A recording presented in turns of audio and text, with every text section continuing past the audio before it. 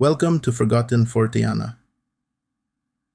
At the time of recording this video, we are approaching Halloween, and it seems prudent to learn a little bit about how to deal with vampires. These days, what we know about vampires is very much informed by pop culture. Usually, we think of them as attractive immortals that move among humanity, only revealing their true nature when they feed on our blood. They cannot abide sunlight, and if you pierce their heart, they turn into a cloud of dust. Sometimes they sparkle. While elements of the modern vampire are certainly derived from the vampire of old, the vampire of folklore that terrified people for centuries, vampires used to be conceived of and handled quite differently. Before the romanticization of the vampire in the 19th century, which in many ways created our modern view of the creature as a sophisticated nobleman, vampires tended to be far less palatable, and in many ways more terrifying. They were corpses that dug themselves out of their graves at night to visit the living to feed off their vitality and to thereby cause disease and death. Often someone would be suspected of having become a vampire when family members or friends of the recently deceased began falling ill as well.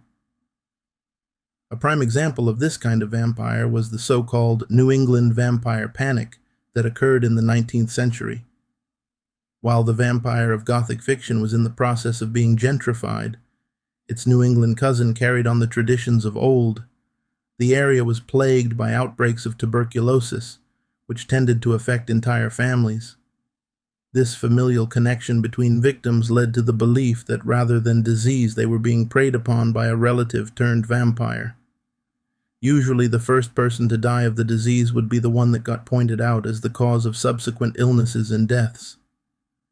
In the case of the New England vampire panic, the solution to the perceived vampire problem tended to be to exhume the body of the suspected vampire and to ritually burn their internal organs. This was believed to prevent the person from rising again. Quite naturally, since I myself always have trouble getting out of bed if I'm missing my organs, and I suspect most other people would too.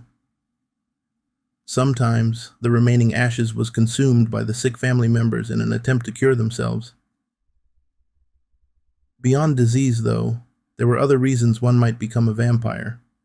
Unnatural or violent death in general, such as being murdered, put you at risk of coming back to prey on the living.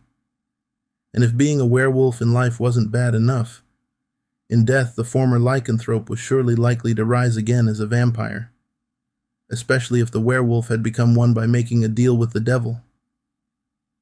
So how would you deal with this kind of vampire, or even with someone who had just died and you were afraid might become one? I mentioned earlier that it's a common trope these days that if a vampire's heart is pierced, they will explode in a cloud of dust or ash, leaving behind at most an annoying cleaning bill. While this is convenient in film and TV, so you don't have actors lying about all over the set trying their best not to move or check TikTok, it didn't used to be quite that simple. Stakes were certainly used, but more as a way of physically restraining the corpse, to make as certain as possible that the dead person could not come back and trouble the living, whether as a vampire, a ghost, or a revenant. There were several precautions you would take. First of all, you would bury the dead face down, so that if they reanimated and started to try to dig their way out of their grave, they would simply dig deeper. Did I mention that the vampires of old weren't necessarily considered the most intelligent of creatures? Further, you might cut off their head, and then, yes, you would drive a stake through them. In fact, you would probably use more than one stake. One to pierce the heart, but likely also a few more through other parts of the body to make sure. The stakes would also be of a particular kind of wood, such as ash or hawthorn.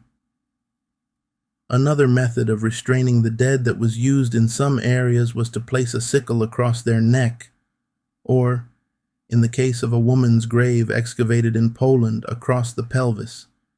Stones were also used to weigh down the dead. As a final precaution, the grave might also be dug at some out-of-the-way crossroads, so that if the vampire against all odds managed to make its way out of the grave, it would simply wander, confused, not knowing which way to take.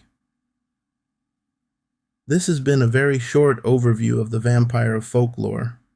Whole books can be, and have been, written on the topic, but I hope you've enjoyed this brief trip through the shadows, and I'll talk at you again soon.